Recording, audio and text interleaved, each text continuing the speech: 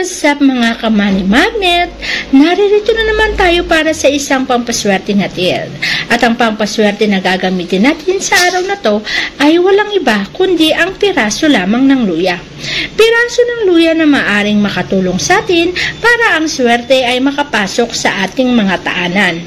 Alam kong tayo ay sagad na sa kahirapan dahil sa pandemyang ating pinagdadaanan. Marami sa atin ay nababaon sa utang. Marami naman ay namumblema dahil sa kawalan ng pagkabuhayan at kawalan ng trabaho, maging kawalan ng pera. Naiintindihan ko ang mga sentimiento nyo dahil syempre sa pinagdadaanan natin ngayong pandemya, talagang mararanasan mo ang ma-stress at magkaroon ng depresyon dahil nga sunod-sunod ang problema. Pero huwag kayong mag-alala dahil ang lahat ng problema na ating pinagdadaanan ay matatapos din yan. Kung tayo ay naghihirap ngayon, darating din yung araw na lahat ng paghihirap natin ay magkakaroon din ng pagbabago. Ibig sabihin, hindi naman to lifetime ang pandemya na yan. Darating din araw na talagang giginhawa din tayo. Kaya't kung kayo ay nai-stress ngayon, libangin nyo yung sarili nyo. Huwag niyong masyadong isipin ng mga problema kasi kayo lang din yung mahihirapan. Kapag palagi niyong iniisip yung mga problema as stress niyo sa buhay, lalo lang kayong magkakasakit at lalo lang madadagdagan yung problema niyo. Alam niyo naman kasi na mahirap na ang buhay, pero pag nagkasakit pa kayo, lalo kayong mahihirapan. Kaya't ang mga sarili nyo ay tulungan nyo rin. Gawa kayo ng bagay para malibang, para hindi nyo laging naiisip yung problema. Naiintindihan ko naman na maraming nakakaranas ng anxiety at depression sa buhay natin ngayon, gawa nga ng pandemya. Pero lilipas din yan. Huwag na huwag kayong magpapatalo. Dahil the moment na nagpatalo kayo sa mga problema nyo, tapos na ang lahat. Tapos na ang laban. Kaya't huwag nyo sukuan. Laban lang. Kung ano man yung pinagdadaanan na problema, matatapos din po yan. Gawa natin ang solusyon. Kumilos tayo at maghanap tayo ng posibleng solusyon para kahit papano ay kumita tayo ng pera. Marami naman tayong pagkakakitaan online, di ba? Pwede natin gawin yung mga bagay na yan para makadagdag sa income natin. Dahil kapag palagi lang natin iniisip ang problema, bukas, problema pa rin yan. Kaya't ang dapat una natin gawin ay solusyonan. Para sa ganon, kinabukasan, mababawasan yung problema natin hanggang tuluyan na itong mawala. Siyempre, hindi rin naman masama na gumawa ng pampaswerteng ritual, lalo pa sa pinagdadaanan natin ngayon.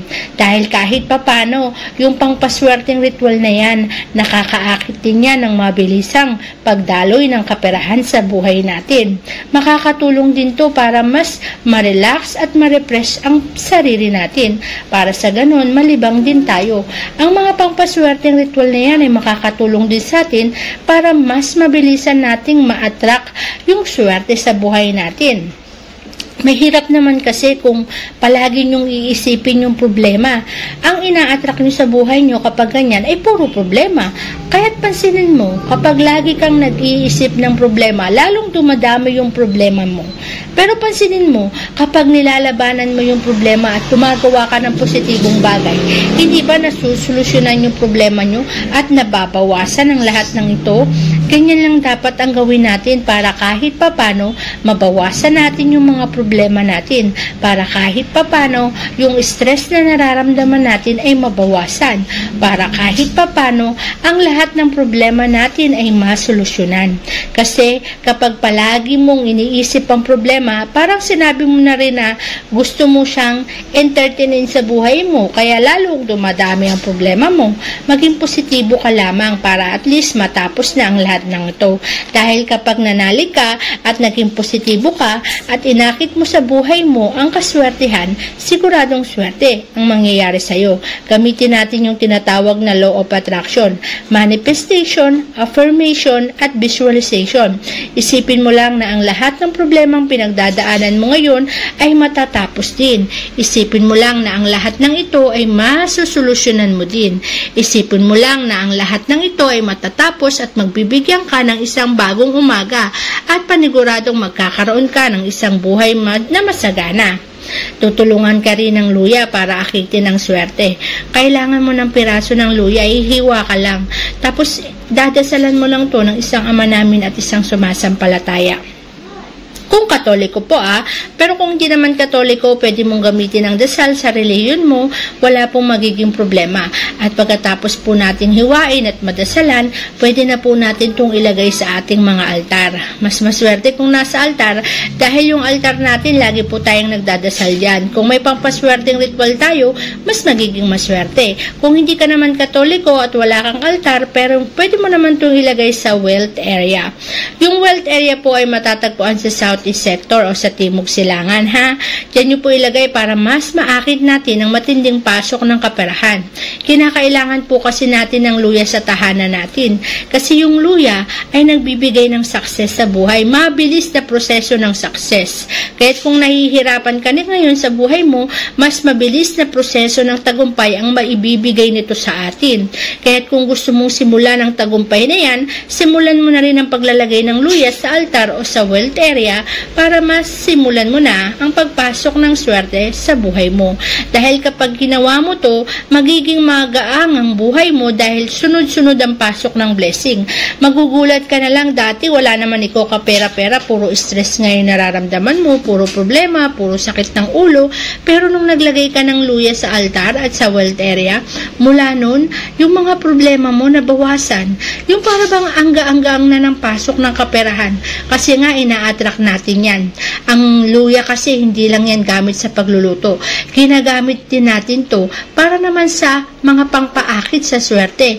Kapag nagtanim kasi tayo ng luya, ang bilis niyan tumubo. Kung gaano kabilis tumubo ang luya, ganun din kabilis ang swerte, ang pasok ng swerte sa ating mga buhay. Kaya huwag mong hahayaan na talunin ka ng mga problema dahil may mga solusyon na naghihintay para dyan. At kapag natagpuan mo ang mga solusyon, paniguradong maliligayahan ka dahil sunod-sunod na ang pasok ng kaperahan sa buhay mo. Sunod-sunod na rin ang pasok ng blessing at magugulat ka na lang sa resultang ibibigay nito sa iyo.